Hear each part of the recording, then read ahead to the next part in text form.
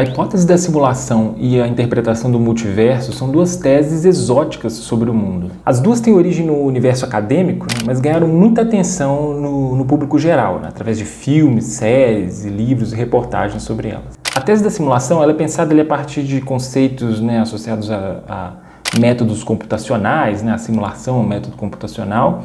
E, por outro lado, a interpretação do multiverso, né, ela está relacionada com aspectos da mecânica quântica. Né? Então, elas não são teses rivais, assim, elas não são tentativas de explicar o mesmo fenômeno, né, de formas diferentes, né? Mas elas são visões distintas sobre que tem uma amplitude muito grande. Elas têm a pretensão de explicar ou de apresentar ali um modelo para o universo.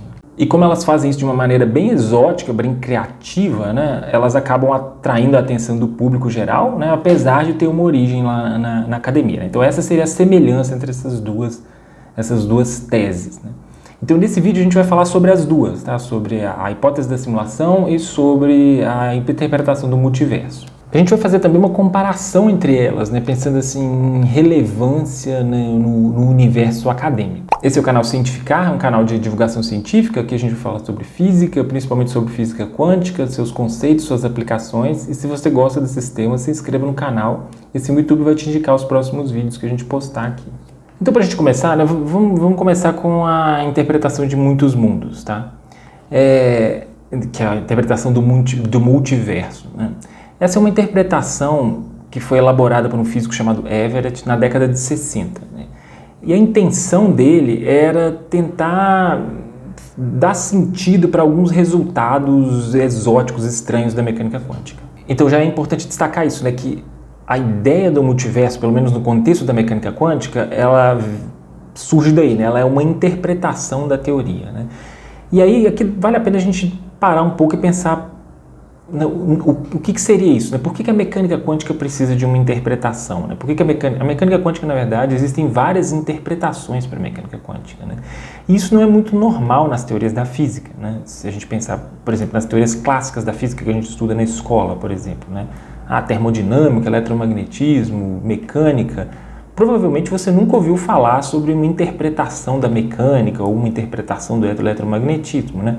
Isso porque existe um certo consenso de que a interpretação dessas teorias, né, das teorias clássicas, ela não interfere no ensino, no aprendizado, né, na divulgação dessas teorias. Né? Então, o uso dessa teoria não está atrelado a uma interpretação que a gente tenha dela. Né?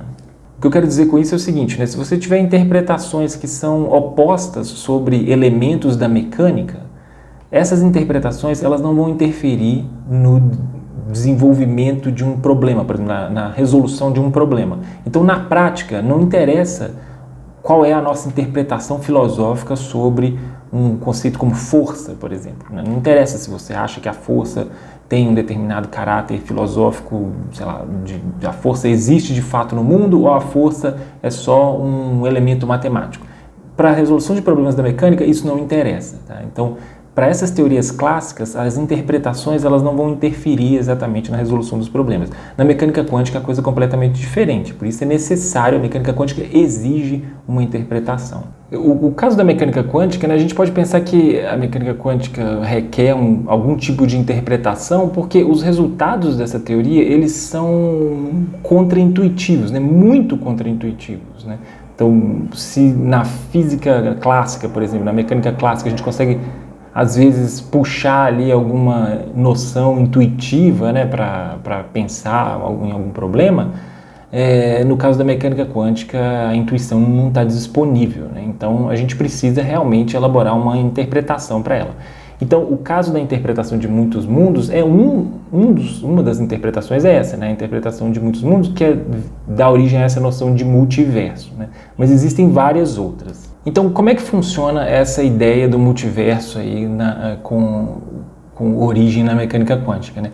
A ideia é de que existem alguns eventos, né, existe uma situação particular da mecânica quântica que seria capaz de gerar mundos paralelos. Tá? Vamos entender isso melhor. A ideia é que existem vários mundos paralelos, né, e eles existem simultaneamente, né, então o universo seria a composição de todos esses mundos paralelos, e cada um deles tem características diferentes. Então você tem o desenrolar de uma linha de mundo dessas é diferente de uma outra linha de mundo, né? Então existem, por exemplo, linhas de mundo em que o nosso sistema solar nem foi criado, por exemplo, né? E existem outras em que o nosso sistema solar foi criado, mas que a Terra tem outras características e não tem nem vida na Terra. E aí existem outros, então esses vários universos paralelos, né, que tem infinitas possibilidades de coisas que podem acontecer, né? Isso é retratado assim, em vários filmes, séries, né? Assim, uma que eu estou lembrando que agora, por exemplo, tem um desenho, né, uma série que se chama Rick and Morty, que eles exploram muito isso, assim, essa ideia de que existem mundos paralelos. Lá no caso, os personagens conseguem acessar essas linhas de mundo, né, paralelas ali, mas assim, isso é uma hipótese que nem existe na física mesmo, mas assim, só para dar uma graça para o seriado, eles abrem essa possibilidade, mas a ideia é de que existem mundos que coexistem, né, e eles têm características diferentes, né, portanto eles geram eventos diferentes. Então as pessoas existem em alguns desses mundos, em outras elas não existem, ou em outras elas têm uma outra tipo de vida e tal. Essa é uma ideia que é muito, muito explorada na ficção científica e que tem origem realmente num problema da mecânica quântica. E o problema é o seguinte, né? É um negócio chamado princípio da superposição. Então, o que vai motivar a origem dessa interpretação é justamente a tentativa de explicar de dar sentido, né, dar algum significado para esse princípio da superposição. Assim, a forma mais didática, talvez, de falar sobre o princípio da superposição, porque ele envolve alguns conceitos matemáticos que são mais ou menos complicados, assim, mas a forma mais simples de apresentar isso é através de um exemplo, que é muito famoso, que é o exemplo do gato de Schrödinger, tá? Se você nunca ouviu falar sobre o gato de Schrödinger, dá uma olhada nesse vídeo que aparece aqui no card, que a gente fala em detalhes sobre esse experimento de pensamento, né? Mas o gato de Schrödinger é um experimento de pensamento, né, que foi elaborado por esse físico austríaco chamado Schrödinger. E ele tem como objetivo mostrar que... o objetivo inicial dele era mostrar que a mecânica quântica leva a resultados que são inaceitáveis, né? Mas isso acabou virando um exemplo de como que a mecânica quântica funciona no final das contas. Então, a ideia desse experimento de pensamento eu vou falar aqui de forma muito rápida, né? De novo, né? O vídeo que eu indiquei aqui, a gente fala em mais detalhes, mas a ideia é que você vai ter um gato dentro de uma caixa fechada e lá dentro você vai criar uma armadilha que está conectada, tem um dispositivo que pode matar o gato se ele for acionado, e esse dispositivo ele vai ser acionado dependendo de um estado de um objeto quântico, tá? Então, o objeto quântico, no final das contas, dependendo do estado em que ele está, ele pode matar ou não um gato, né? Só que esse objeto quântico ele pode ser colocado num estado, uma situação que é a seguinte, né? Que é essa que aparece aqui, né? Esse estado, ele não tem... Assim, nós não temos termos na linguagem para falar sobre esse estado. Então, a melhor forma de falar sobre ele é justamente apresentar essa expressão matemática aqui. E essa expressão matemática indica que, né, você tem uma situação em que o gato está vivo se o dispositivo não é acionado e o gato está morto se o dispositivo é acionado. Só que o estado que está aparecendo aqui é uma combinação das duas possibilidades, tá? Então, é um estado que não significa que o gato está vivo e morto ao mesmo tempo nesse estado, não significa isso, mas também não significa que o gato está vivo ou morto nesse estado, tá? Então, ele é diferente de tudo que a gente consegue expressar em palavras, né, no final das contas. Por isso, é necessário desenvolver uma interpretação para esse tipo de estado, né? E é o que a interpretação é para isso que a interpretação de muitos mundos serve no final das contas, né? Para tentar dar significado para um estado como esse, né? Então, segundo a interpretação de muitos mundos, o que esse estado significa, né? Segundo essa interpretação do multiverso, dos muitos mundos, esse estado ele representa o seguinte, né? Quando ele é criado, na verdade, surgem duas linhas de mundo paralelas. Uma delas, né, corresponde a essa primeira hipótese, essa primeira situação do gato, e a outra corresponde à segunda situação do gato. Ou seja, uma delas corresponde à situação em que o gato está vivo e outra corresponde à situação em que o gato está morto. Tá? Matematicamente, como eu falei antes, né, esse estado ele é distinto do estado de ou gato vivo ou gato morto. Né? Então, para interpretar isso, já que o gato não está vivo ou morto, mas também a gente não pode falar que o gato está vivo e morto, já que isso não teria sentido nenhum, então eles desenvolveram essa interpretação, que é a interpretação de muitos mundos, e ela fala o seguinte: quando você prepara esse estado do gato, isso significa que você criou uma bifurcação na linha de mundo. Em uma delas o gato está vivo, na outra o gato está morto. Quando o experimento é revelado, quando o resultado do experimento é revelado, ou seja, quando alguém abre a caixa e vê que o gato, por exemplo, está vivo, então essa pessoa está na linha de mundo, né?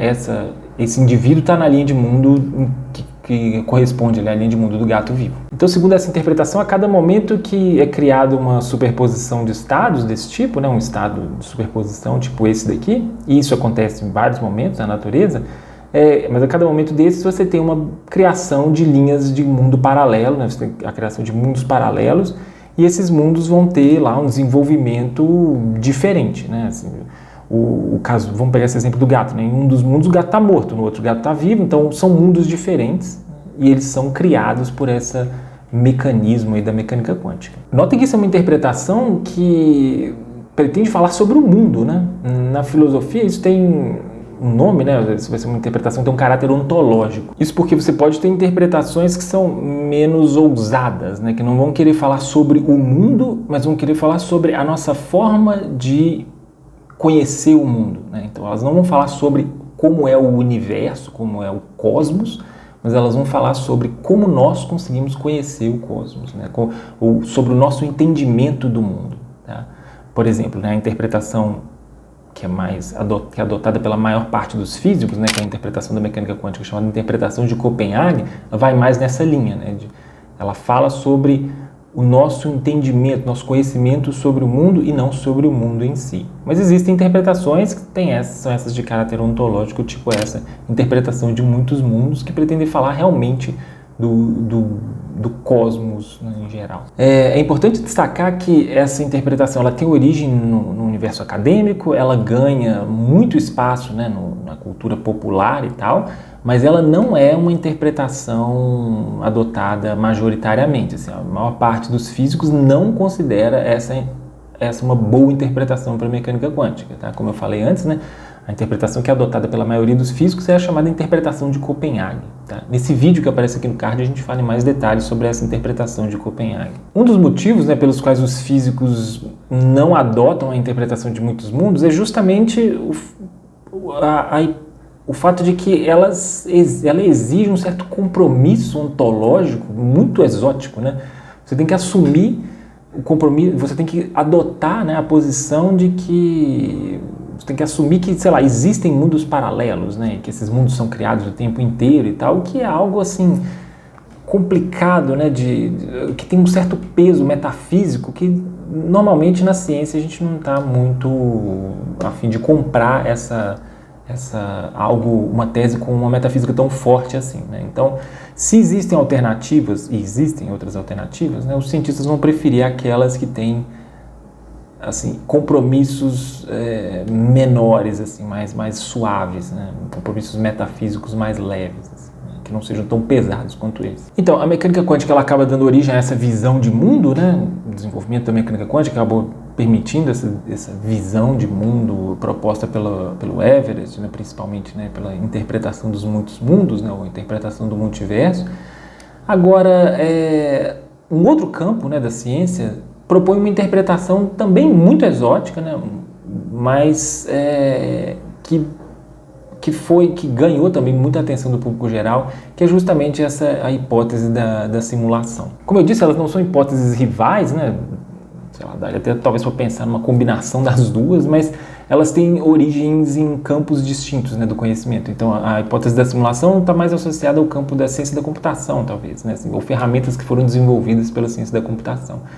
Na verdade, essa hipótese, né, ela começa com um artigo, né, que foi publicado por um filósofo chamado Nick Bostrom em uma revista de filosofia, especializada em filosofia, né, e nessa hipótese ele apresenta um argumento, né, um argumento que pode ser resumido da seguinte forma, né, Ele vai defender a ideia de que se existe uma civilização capaz de criar simulações perfeitas do mundo, então a chance de a gente estar vivendo numa simulação, ela é muito grande, né? Então a gente tem uma probabilidade muito grande de estar vivendo numa simulação, se esse for o caso, né? Se uma civilização for capaz de criar alguma simulação. E essa ideia, nessa conclusão, estaria baseada numa noção de probabilidade, né? De que se uma civilização é capaz de criar uma simulação, então ela seria capaz de criar milhares e milhares de simulações, né?